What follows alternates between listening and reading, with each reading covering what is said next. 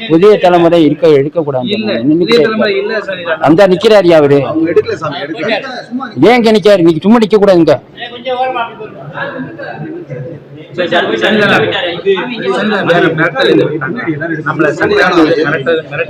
இது போறாதான் நீ தகுதி இல்லை உனக்கு. இது போற உங்க வீட்டுக்குள்ள நான் வந்து நீ இந்த வீட்டுக்கு தலைவன் இல்லை வந்துட்டேன். தலைவருக்கு தகுதி இல்லைன்னா என்ன அர்த்தம்?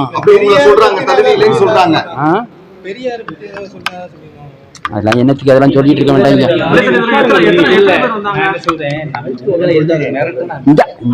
விடிய விடிய ராமாயணத்துக்கு சீதிக்கிறாம சித்தப்பன் இந்த சொன்னாங்கன்னா என்ன? நீ இதுக்கு தகுதி இல்லைன்னா என்ன அர்த்தம்? உங்க வீட்டுக்குள்ள இருந்து நீங்க இந்த வீட்டுல இருக்க தகுதி இல்லைன்னு என்ன அர்த்தம்?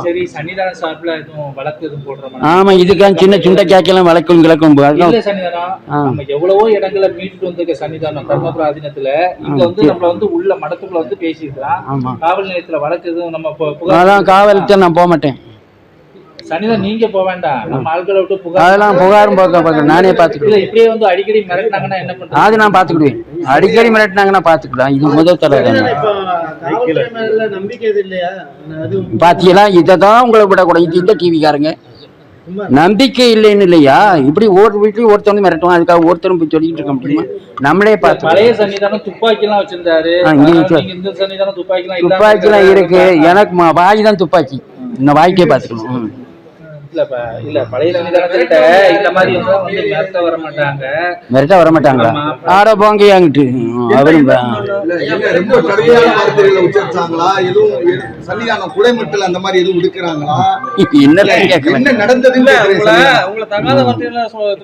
ஆமா ஆமா தகாத வார்த்தைகள் அதெல்லாம் சொல்ல மாட்டேன். சொல்லக்கூடாத வார்த்தை. என்னைய பேரை சொல்லி அங்கேயே போய்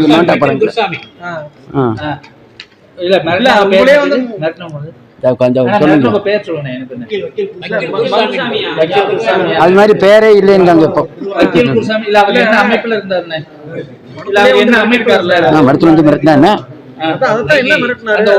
தானே சொன்னையா? நான் முடியான்ட்டேன். உங்களால செய்ய முடியான்ட்டேன். தனி மரம் தோப்பாது. உங்களால செய்ய முடியான்ட்டேன். எப்போ வந்தாங்க? என்ன செய்ய போறீங்க?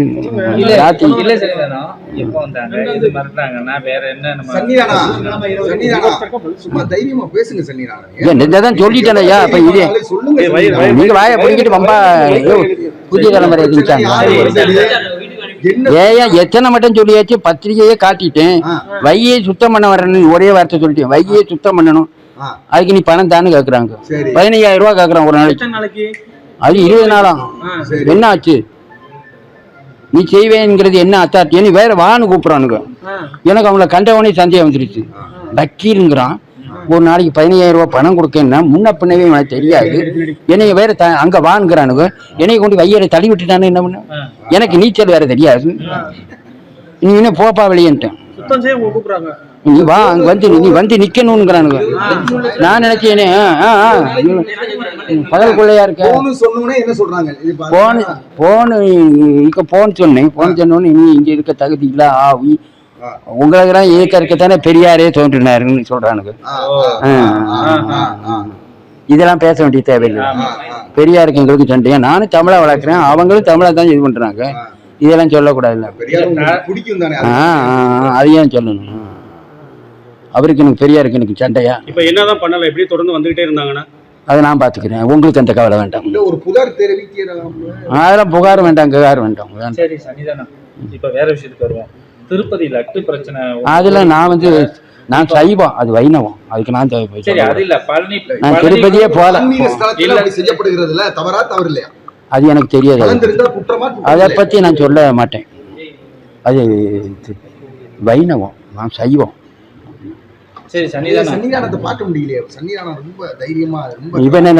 தளண்டு போய் படுத்துக்கிட்டா பேசுறேன்.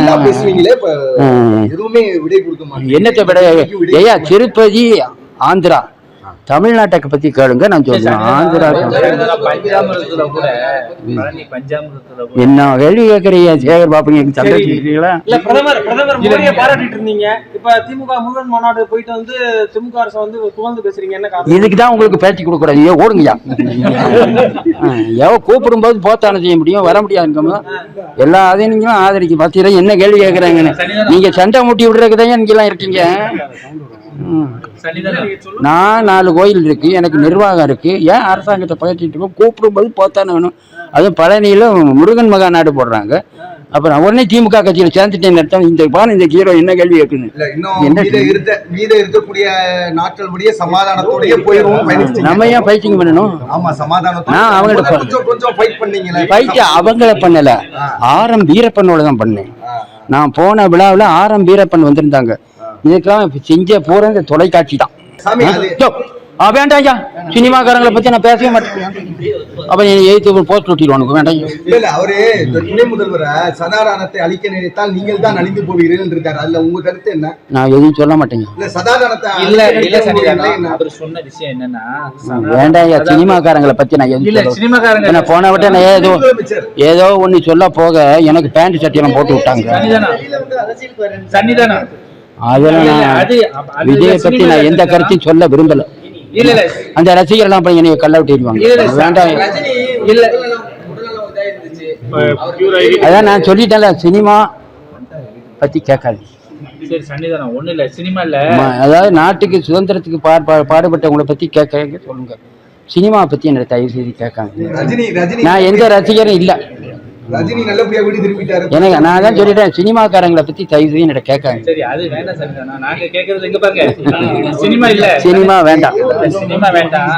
அவர் வந்து என்னன்னா, இந்துக்களை பத்தி பேசினா நீங்க தான் அழிஞ்சு போயிருவீங்க. யார் சொன்னா? பவன் கல்யாண். அவர் யாருன்னு எனக்கு தெரியாது. ஆந்திரா பத்தி நமக்கு என்ன ஆந்திரா பத்தி இப்ப உள்ள அரசு திருப்திகரமா இருக்குதா? அரசாங்கத்தை பத்தி திருநெல்வேலியில எல்லாம் பல பேரை பார்த்திருப்பீங்க. இப்ப மதுரைக்கு வந்திருக்கீங்க, உங்களுக்கே இந்த மிரட்டல் விடுறாங்களே. அதெல்லாம் ஐயா, ஒரு அதான் 5 விரல் ஒண்ணு போல இருக்கா? ஒரு உலகத்துல இருந்தா 4 பேர் மிரட்டுவான், 4 பேர் சண்டைக்கு வருவான். இதெல்லாம் உலகத்துல அப்படித்தான் இருக்கும். நீங்க திருநெல்வேலியில இருக்கும்போது இதோட பயங்கர மிரட்டல் எல்லா இடத்துலயும் நான் பார்த்துட்டு வந்து உட்காந்துரு. அதெல்லாம் சொல்லக்கூடாது. ஆதீனத்தை நீங்க நிறைய சொத்துக்கள் எல்லாம் மீட்டுட்டு வந்திருக்கிறீங்க. இங்க இந்த மாதிரி மிரட்டல் எல்லாம் வந்தா நீங்க என்ன மாதிரி எதிர்கொள்வீங்க? அதெல்லாம் நான் பார்த்துக்கிடுவேன். பாதகம் செய்பவரை கண்டால் நாம் பயங்கொள்ளலாகாது பாப்பா. மோதி மிதித்து விடு பாப்பா, அவர் முகத்தில் உமிழ்ந்து விடு பாப்பா. அண்மை செய்திகளை உடனுக்குடன் தெரிந்து கொள்ள இணைந்திருங்கள் இயம்நாடு தொலைக்காட்சியுடன்.